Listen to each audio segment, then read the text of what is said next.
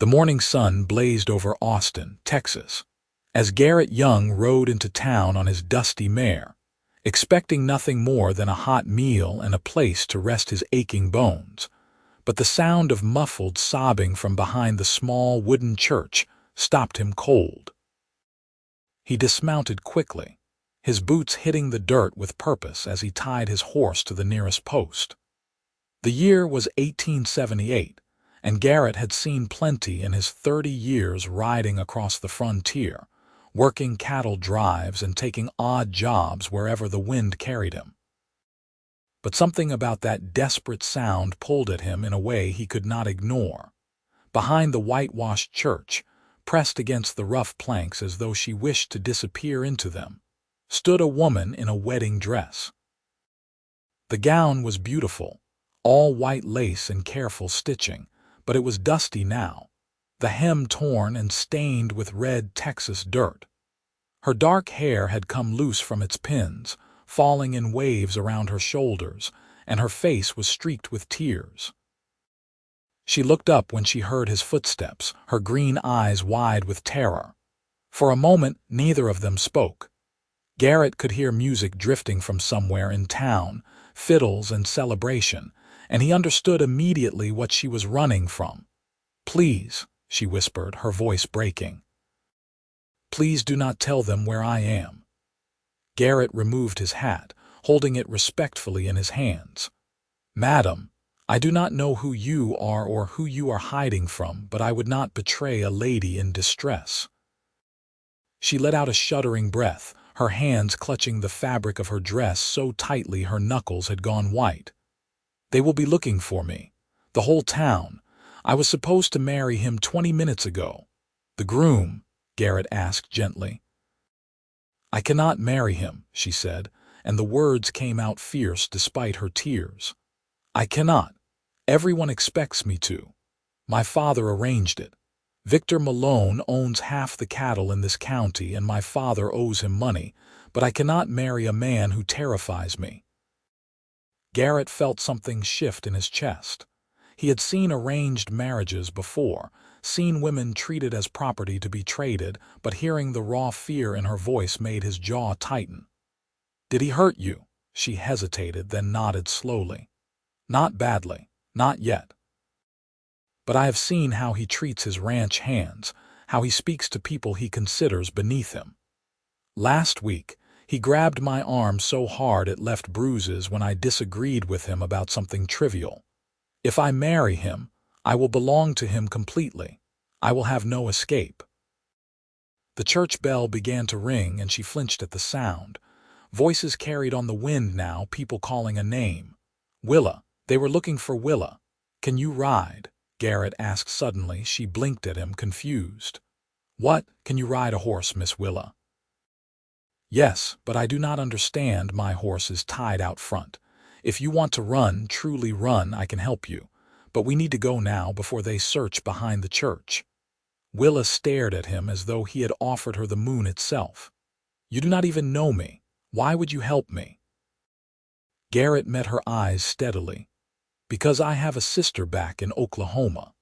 5 years ago, she was forced to marry a man who beat her regularly. By the time I found out and could get to her, she had lost the sight in one eye. I swore I would never stand by and let that happen to another woman if I had the power to prevent it." Something in his words, in the honest pain on his weathered face, made her decision for her. "Yes," she whispered. "Please help me." They moved quickly. Garrett walked around the church first, scanning the dusty main street of Austin. People were gathered near the church entrance, a crowd of wedding guests looking confused and concerned. A tall man with silver hair, clearly Willa's father, was arguing with a broader man in an expensive suit. That would be Victor Malone. Even from a distance, Garrett could see the anger radiating from him. He returned to Willa and offered his hand. "We walk calmly to my horse. You are my wife and we are leaving after paying our respects. Can you do that?" She took his hand, and the touch sent an unexpected jolt through him. Her fingers were trembling, but her grip was firm. Together they walked around the opposite side of the church, using the building as a shield. His mare, a reliable dun-colored horse named Sage, waited patiently. "Can you ride in that dress?" he asked. "I will make it work," Willa said, and there was steel in her voice now that the decision was made. Garrett helped her up first, then swung up behind her. The saddle was not meant for two, but they would manage. He could feel the heat of her back against his chest, the way she held herself rigid with tension. "Hold on," he murmured near her ear, and then he urged Sage into a walk, then a trot, heading away from the church down a side street. They had made it 3 blocks when someone shouted behind them. Garrett glanced back to see Victor Malone pointing in their direction, his face twisted with rage. Several men were already running for their horses. "They have seen us," Garrett said calmly. "We are going to have to ride hard. Can you handle it?" "Yes," Willa said, and he felt her brace herself. Garrett gave Sage her head, and the mare leaped into a gallop. The wedding dress billowed around them like a white flag of surrender turned into a banner of rebellion. They raced through Austin, scattering chickens and drawing startled looks, then out onto the open road heading west. The Texas landscape stretched before them, all rolling hills and scattered oaks, the sun climbing higher and turning the sky into a dome of brilliant blue. Behind them, Garrett could hear the thunder of pursuing horses. He leaned forward, urging Sage faster. The mare responded gamely, her hooves eating up the distance. "There is a creek about 5 miles ahead," Garrett shouted over the wind. "We can lose them there if we are smart about it." Willa did not respond with words, just nodded, her hair whipping back into his face. He caught the scent of lavender despite the dust and fear, and found himself wondering what kind of woman would defy her entire town, her father, a powerful rancher, for the sake of her own freedom. They reached the creek in less than 20 minutes, Sage breathing hard but still strong. Garrett guided them into the water, heading upstream for a quarter-mile before emerging on the opposite bank. Then he took them south, parallel to the creek but hidden in a stand of cottonwoods. When they were deep enough into the trees, he finally slowed Sage to a walk, then stopped. Both of them were breathing hard. Garrett dismounted first, then helped Willa down. Her legs nearly gave out when her feet hit the ground, and he caught her by the waist, steadying her. "Thank you," she gasped. "I thought I would fall." "You did well," he said. "Better than most would manage in a dress like that after a ride like that." They could still hear the horses in the distance, but the sound was moving away now, the pursuers fooled by their trick with the creek. Garrett led Sage deeper into the trees where they would be completely hidden from the road, then turned to face Willa properly for the first time, in the dappled shade, with her hair wild and her wedding dress torn and muddy. She was the most beautiful woman he had ever seen. The thought hit him like a punch to the gut, unexpected and unwelcome. He had not helped her to win her affections. He had helped her because it was right. "What is your name?" Willa asked, wrapping her arms around herself. The adrenaline was fading now, and he could see her starting to shake with the magnitude of what she had done. "Garrett Young. I am a ranch hand and drifter, currently unemployed and heading west to look for work." "I am Willa Patterson," she said, though he already knew. "And I just ruined my father's business deal and my own reputation in one morning." "You saved your own life," Garrett corrected gently. "There is no shame in that." Her eyes filled with tears again, but she blinked them back fiercely. "What do I do now?" "I have no money, no belongings, nowhere to go. My father will disown me. Victor will want revenge for the humiliation. I am utterly lost." Garrett considered carefully before speaking. "I have a little money saved, enough to get us to San Antonio, maybe further if we are careful. You could make a new start there. It is a big enough city that you could disappear, find work, build a life." "Us," she asked, her voice small. "I cannot leave you alone out here, Miss Willa. It would not be right. I will see you safely to wherever you want to go. Make sure you are settled. Then I will move on." Even as he said the words, something in his chest tightened at the thought of leaving her. She looked at him for a long moment, studying his face as though trying to read his intentions. Whatever she saw there must have satisfied her because she nodded slowly. "I do not know how I will ever repay your kindness." "No repayment necessary," Garrett said. "Now, we should rest here for a few hours, let them give up the search and head back to town. Then we will travel at night when it is cooler and we are less likely to be spotted." They settled in to wait. Garrett unsaddled Sage and let the mare drink from the creek, then graze on the grass growing near the water. Willa sat with her back against a cottonwood tree, finally allowing herself to truly feel the enormity of what had happened. She had been up since before dawn, being dressed and fussed over by her mother and sisters, trying not to think about the moment she would have to say vows to Victor Malone. She had thought about running, but had not believed she would have the courage. It was not until she was standing in that small room behind the church, waiting for her cue to walk down the aisle, that she had looked out the window and seen the rest of her life stretching before her like a prison sentence. That was when her feet had moved of their own accord, carrying her out the back door and around the church, where she had pressed herself against the wall and prayed for a miracle. And then Garrett Young had appeared, like an answer to a prayer she had barely dared to speak. "Why were you in Austin?" she asked him, needing to fill the silence. Garrett settled beside her, though he kept a respectful distance. "Just passing through. I had been working a cattle drive up from Mexico, and we delivered the herd to a ranch outside town. The foreman paid us off yesterday, and I was planning to rest a day before heading north toward Fort Worth." "You were going in the opposite direction," Willa realized. "I have taken you completely off your path," he shrugged. "Paths can change. Besides, I have no particular timeline. The freedom to wander is one of the few benefits of having no ties." "No family?" she asked. "My sister in Oklahoma, like I mentioned. Our parents died when I was 16 and she was 12. I raised her as best I could, but once she married, I took to the road. Figured I would just be in the way of her building her own life." "The sister who was hurt," Willa said softly. "Yes.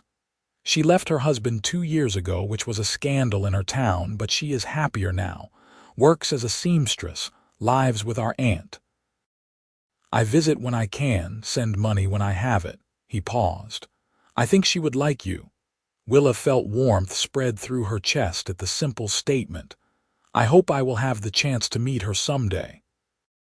They fell into a companionable silence after that, the heat of the day rising around them. Willa found herself stealing glances at Garrett when she thought he was not looking.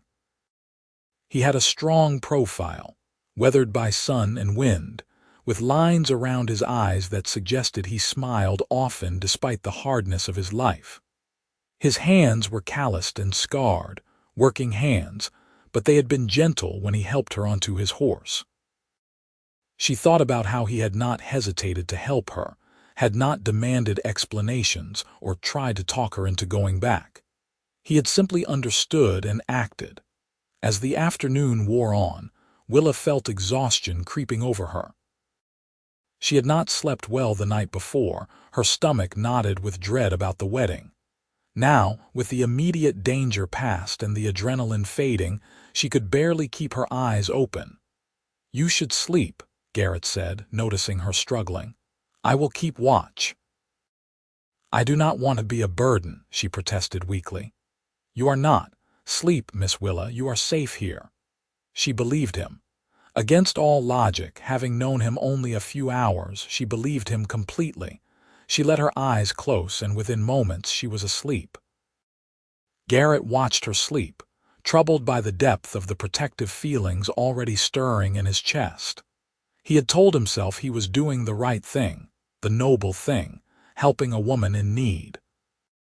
But looking at her now, her face soft and peaceful in sleep, he knew it was already more complicated than that. There was something about Willa Patterson that called to him, that made him want to be more than a drifter, more than a hired hand moving from one temporary job to another. He forced himself to look away, scanning the trees and the creek for any sign of pursuers.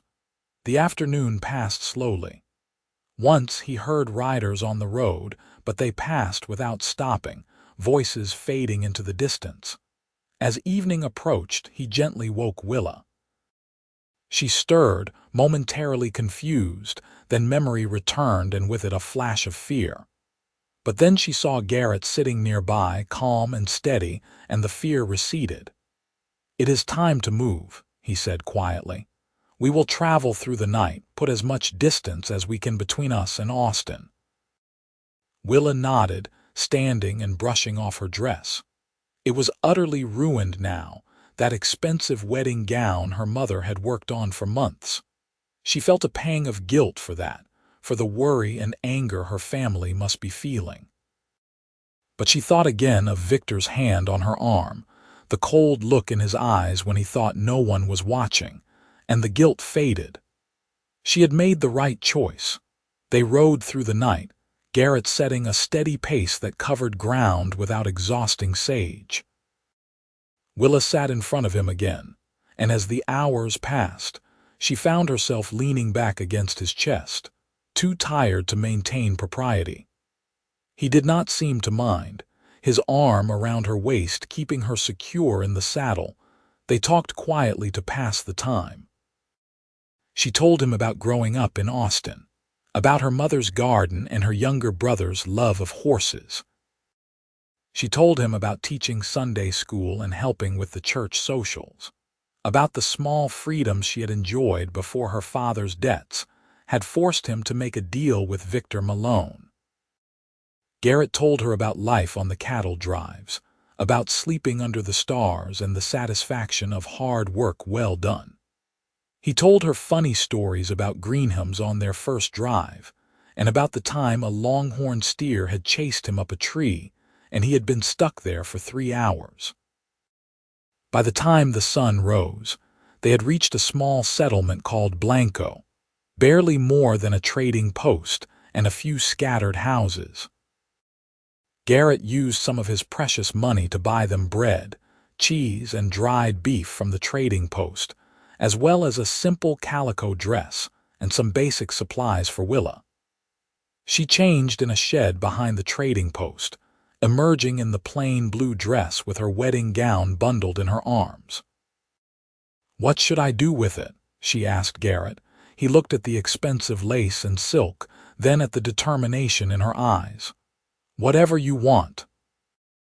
She walked to the edge of the settlement where the scrub brush began, and she left the dress there, draped over a bush like a ghost of the life she had escaped. When she returned to Garrett, her shoulders were straighter, her steps lighter. They continued west, stopping to rest during the hottest part of the day and traveling in the mornings and evenings. By the third day, they reached San Antonio. The city was bustling, full of ranchers and traders, soldiers from the nearby fort, and families building new lives in Texas. It was exactly the kind of place where a young woman could disappear and start fresh. Garrett used more of his dwindling funds to rent them separate rooms at a modest boarding house, run by a stern but kind widow named Mrs. Chen. That evening, sitting in the boarding house dining room over a meal of stew and cornbread, they finally had to confront the question they had both been avoiding. "What will you do now?" Garrett asked. Willa had been thinking about this constantly during their journey. "I can sew well. My mother taught me.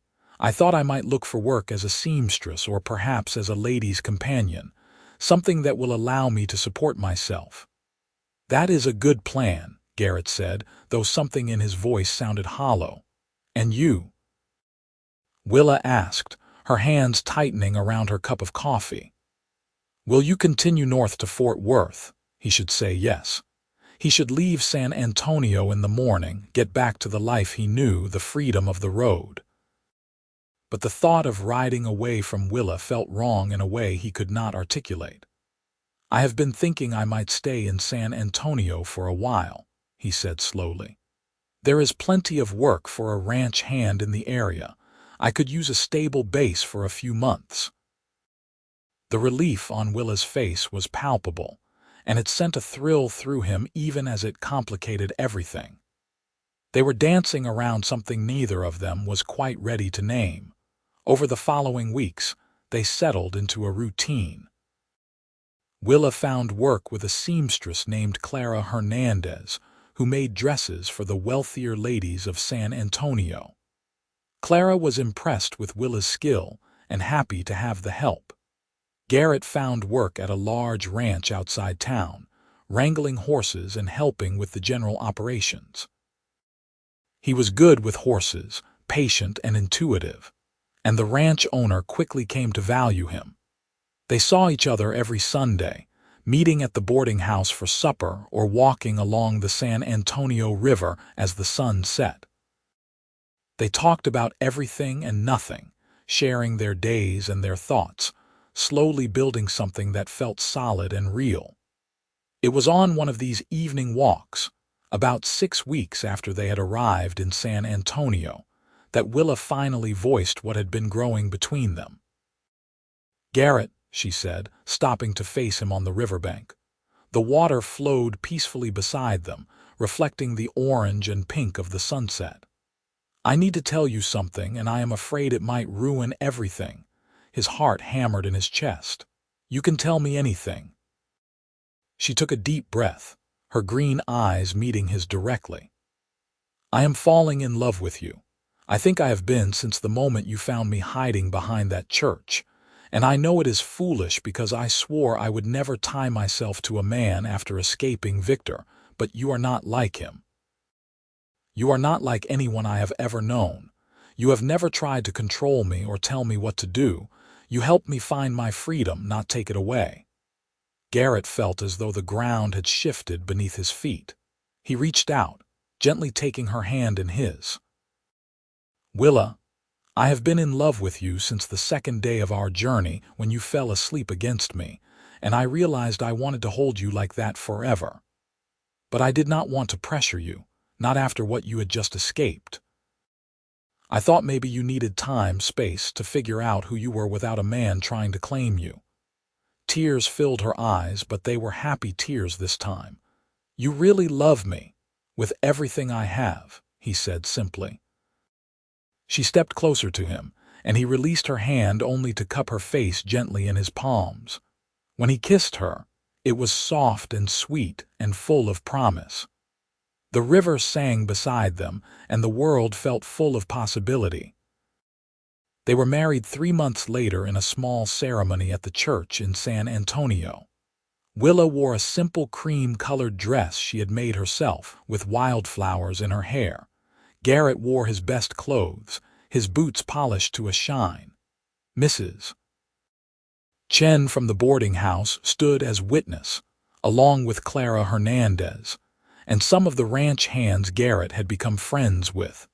There was no grand celebration, no crowd of important guests. Just 2 people who had found each other in the most unexpected way, promising to build a life together. They rented a small house on the edge of San Antonio, a simple wooden structure with 2 rooms and a porch that overlooked a field of bluebonnets in the spring.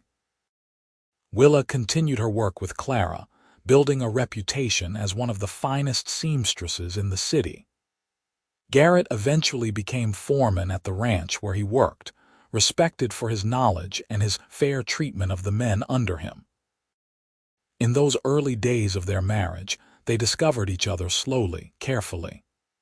Willa had been so afraid that marriage would mean losing herself, but Garrett never tried to change her or constrain her. Instead, he celebrated her strength, encouraged her independence, supported her work. And she, in turn, gave him something he had never had before, a home. Not just a place to rest between jobs, but a true home where he was loved and valued for who he was. They heard news from Austin occasionally. Willa's father had eventually recovered from the financial and social damage of the broken engagement, though he never forgave his daughter.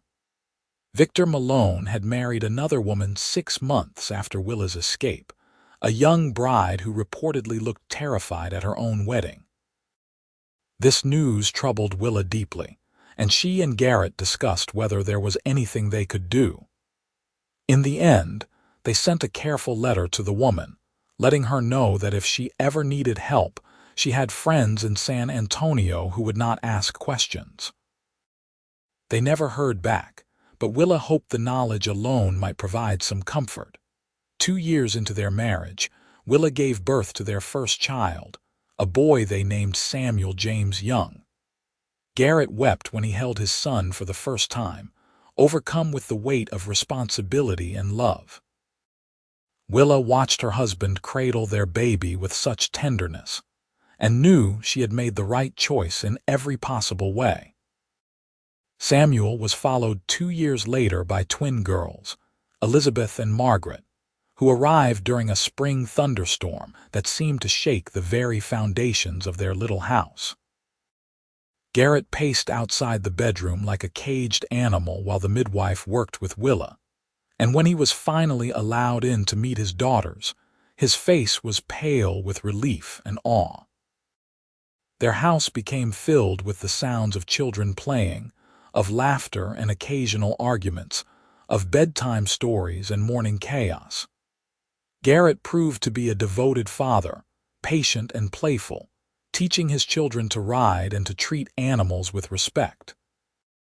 Willa sewed clothes for their growing family and continued her work, now from home so she could watch the children while she worked. On their 5th wedding anniversary, Garrett came home with news that changed everything.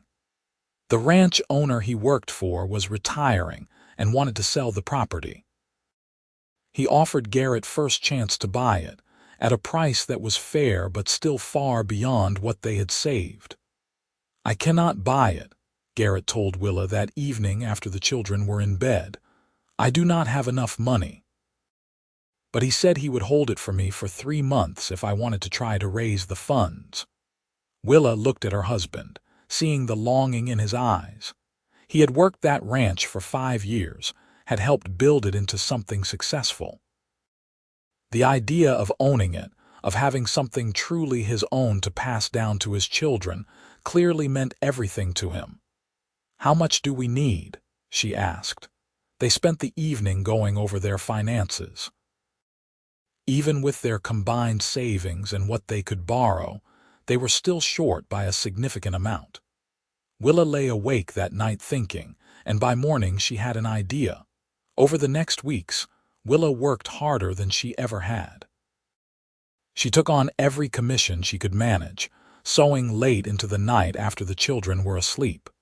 She made dresses and suits, curtains and quilts, anything anyone would pay for. Clara helped spread the word, and soon Willa had more work than she could handle. Garrett, seeing what she was doing, took on extra work as well, breaking horses for other ranches on his days off, doing repairs and odd jobs around town. They were exhausted, running themselves ragged, but they were doing it together with a shared purpose. The children sensed something important was happening and tried to be helpful in their own small ways. Samuel, now 7 years old, took over more chores without being asked. The twins, only 5, drew pictures to cheer their parents up when they looked tired. 8 weeks into the 3-month deadline, they were still short. Garrett was beginning to lose hope, but Willa refused to give up. Then, on a Tuesday afternoon, a stranger walked into Clara's shop asking for Willa.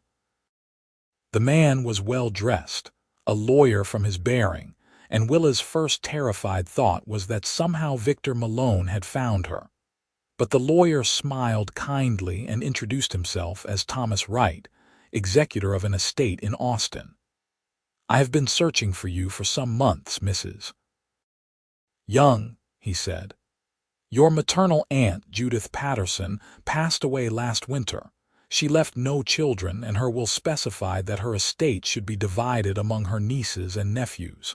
Your portion comes to $800. Willa sat down heavily, her mind reeling. Aunt Judith had been her mother's sister, a widow who had lived quietly on a small farm outside Austin.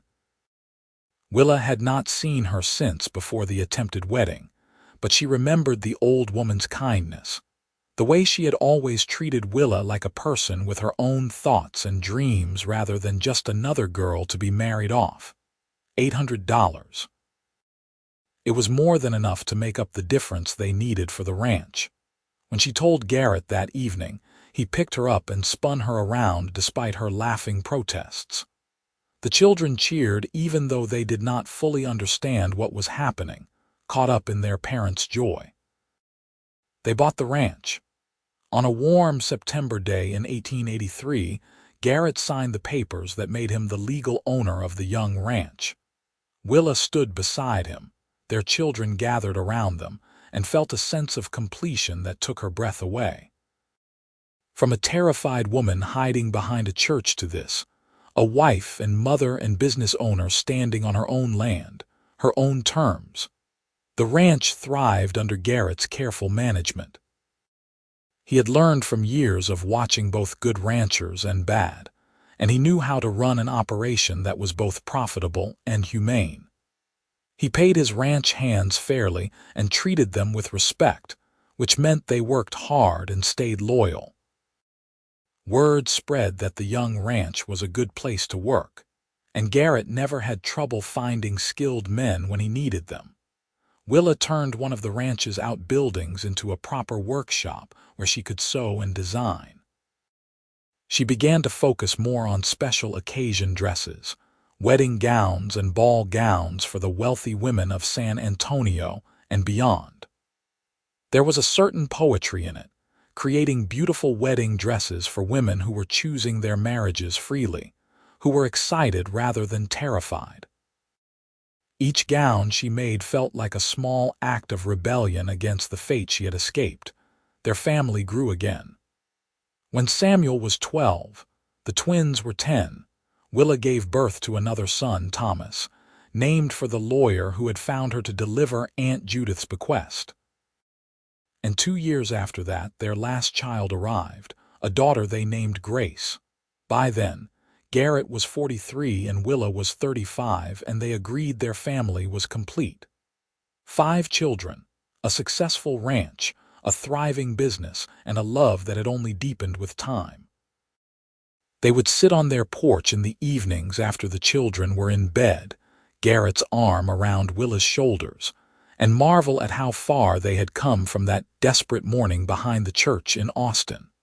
Samuel grew into a fine young man who loved the ranch as much as his father did. By the time he was 18, he was working as Garrett's right hand, learning every aspect of the operation so that one day he could take it over. The twins, Elizabeth and Margaret, were as different as night and day despite being identical in appearance. Elizabeth loved horses and spent every moment she could in the stables, while Margaret had inherited her mother's gift for sewing and design. Thomas showed an aptitude for numbers and organization, keeping the ranch's books with meticulous care by the time he was 14. And Grace, the baby, was everyone's darling, charming and clever and utterly fearless. When Willa was 40, a letter arrived from Oklahoma.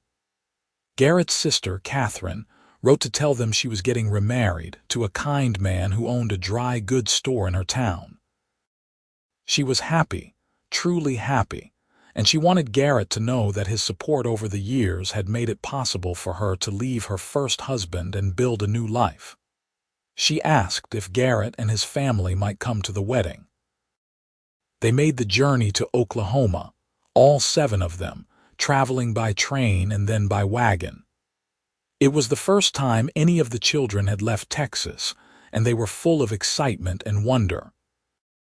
Catherine wept when she saw them, embracing her brother and then Willa, whom she had been corresponding with for years but had never met in person. "Thank you," Catherine whispered to Willa when they had a moment alone. "Thank you for making him happy. He was so lost for so long, and now look at him. He has everything." Willa looked across the room to where Garrett stood with their children, Samuel telling some story that made his father laugh. "He gave me everything too," she said softly. The wedding was beautiful, and seeing Catherine's joy as she married a man who clearly adored her felt like a completion of something that had begun all those years ago, when Garrett had helped Willa escape her own unwanted marriage. They returned to Texas and to their lives, which continued to unfold with the usual mixture of joy and challenge that makes up any life. There were droughts and good years, family illnesses and celebrations, arguments and reconciliations. Through it all, Garrett and Willa remained each other's anchor. Samuel married at 22, bringing his bride Emily to live at the ranch. Emily was the daughter of a neighboring rancher, a practical woman with a good head for business. Within 2 years, she and Samuel had given Garrett and Willa their first grandchildren, twin boys who were as rambunctious as their father had been steady. Elizabeth shocked everyone by announcing at 19 that she was not interested in marriage at all. She wanted to train horses professionally, something almost unheard of for a woman. But Garrett and Willa had not raised their children to follow conventions blindly, and after many long discussions, they supported her ambition.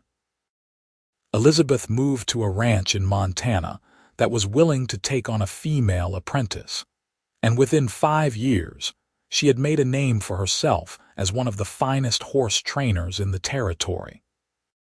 Margaret married a young lawyer from San Antonio and moved into town, where she opened her own dress shop. Willa helped her get established, introducing her to all her old clients, and Margaret's business flourished. She and her husband had 3 daughters, all of whom learned to sew from their mother and grandmother. Thomas went east to college, something that required careful saving and planning, but Garrett and Willa were determined that their children should have opportunities they had never had. He studied business and finance and returned to Texas to help manage the ranch's accounts and investments, ensuring the family's prosperity for generations to come. Grace was the last to leave home, and perhaps the hardest for Willa to let go. But Grace had inherited her mother's fierce independence along with her father's kind heart. She became a teacher, working at a school for Mexican and Anglo children together, fighting against the prejudices of the time with education and compassion. When Garrett turned 55, he and Willa took a trip, just the 2 of them, back to Austin. It was the first time Willa had returned to her hometown since that desperate flight 22 years earlier. The town had grown and changed, and so had they. Willa's parents had both passed away, her father 5 years prior and her mother just the year before. Her younger brother, who had maintained secret correspondence with Willa over the years, despite their father's anger, welcomed them warmly. They visited the church where Willa had hidden all those years ago. It had been repainted and there was a new minister, but the building was the same. Willa stood behind it, on the exact spot where Garrett had found her, and marveled at the path her life had taken. "You ever regret it?" Garrett asked quietly, standing beside her. "Everything you gave up, your family, your position, the life you might have had." Willa turned to him, this man who had saved her and loved her and built a life with her. His hair was gray now, his face more lined, but his eyes still held that same steady kindness that had made her trust him from the first moment. "Never," she said firmly. "Not for one single second. You gave me my life, Garrett. Everything good that has happened, every joy I have experienced, it all came from that moment when you found me and understood. When you did not judge me or try to tell me I was wrong or foolish. You just helped me." He pulled her close, kissing the top of her head. "You saved me too, you know. I was just drifting before I met you, no purpose beyond the next job. You gave me a reason to stay in one place, to build something lasting. You gave me a home." They stood there together for a long time, behind the old church, remembering who they had been and grateful for who they had become. They spent another week in Austin, making peace with old ghosts and reconnecting with Willa's brother and his family. Then they returned to San Antonio, to their ranch and their children and grandchildren, to the life they had built from nothing but courage and love. The years continued to pass, as years do. Garrett and Willa grew older together, their hair turning gray and then white, their movements slower but their love undiminished. They became the heart of a large extended family, their ranch the gathering place for holidays and celebrations. They would sit on their porch, that same porch where they had spent so many evenings throughout their marriage, and watch their grandchildren play in the field where bluebonnets still bloomed every spring. When Garrett was 68 and Willa 60, they celebrated their 35th wedding anniversary with all 5 of their children. All their children's spouses and 13 grandchildren gathered around them. It was a warm June evening, and they had set up tables outside under the oak trees. There was music and dancing, food and laughter, and as the sun set over the ranch, painting the sky in shades of gold and pink, Garrett pulled Willa onto the makeshift dance floor. They moved slowly together, her head resting on his shoulder, his arms holding her close. Around them, their children danced with their own spouses, and their grandchildren ran and played and filled the air with joy. This was what they had built. Not just a ranch or a business or even a family, but a legacy of love and courage, of choosing each other and choosing freedom and choosing to build something beautiful from the broken pieces of what might have been. "What are you thinking?" Willa murmured against Garrett's chest. "I am thinking about a terrified woman in a wedding dress hiding behind a church," he said softly, "and a drifter who almost rode past without stopping, and how one moment, one choice to help a stranger, changed everything." Willa lifted her head to look at him, her green eyes still bright despite the years. "I would make that choice 1,000 times over." "So would I," Garrett said, and kissed her there under the oak trees, surrounded by the life they had created together. They had many more years together after that. Years of watching their family grow, of seeing their grandchildren become adults and start families of their own. The ranch continued to prosper under Samuel and Emily's management, with Thomas's financial guidance and input from all the siblings. The young ranch became known not just for its cattle and horses, but for the way it treated its people, for the family values that undergirded every decision. Willa continued to sow well into her 70s, though she focused more on teaching than production, passing her skills down to her daughters and granddaughters. She wrote down the story of how she and Garrett met, wanting her descendants to know that love could be found in the most unexpected places, and that courage was sometimes the only thing standing between a person and their true life. Garrett stayed active on the ranch until he was almost 80, still riding out to check on the herd, still working alongside his sons and grandsons. His body might have slowed, but his mind remained sharp, and his love for Willa never wavered. They died within 6 months of each other, Garrett at 81 and Willa at 73. Garrett went first, peacefully in his sleep after a day spent on the ranch he loved. Willa grieved deeply, but not hopelessly, surrounded by her children and grandchildren who held her up through the loss. She lived another half-year, long enough to see spring come again, to see the bluebonnets bloom one last time. She passed away on a sunny May morning, sitting on her porch in the chair where she had spent so many evenings with Garrett, a peaceful smile on her face.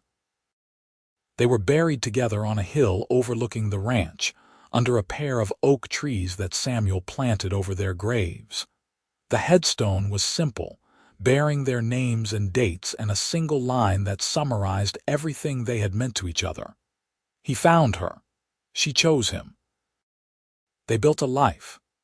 The Young ranch continued for generations after them, passed down through their children and their children's children, always maintained with the values Garrett and Willa had instilled. The story of how it all began, of a cowboy who stopped to help a frightened woman behind a church, became family legend, told and retold at gatherings and celebrations.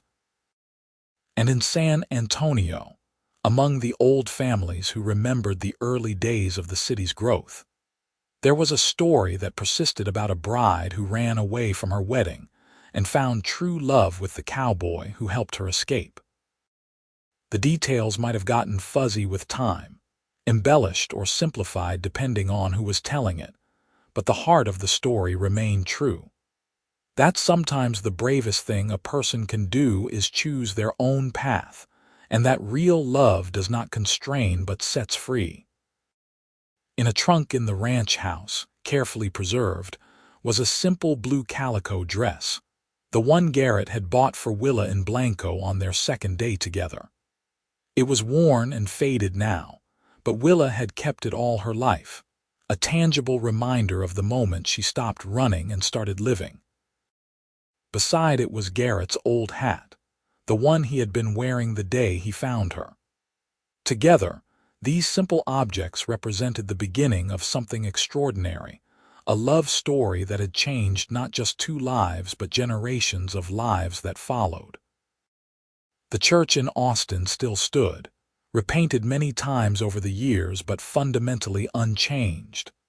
Behind it, where Willa had once hidden in terror and desperation, wildflowers grew every spring. Sometimes, when brides got nervous before their weddings, they would walk behind the church to gather their thoughts. And sometimes, they would think about the woman who had been brave enough to run, and about the cowboy who had been kind enough to help her, and they would feel a little bit stronger, a little bit braver, knowing that choosing your own happiness was always worth the risk.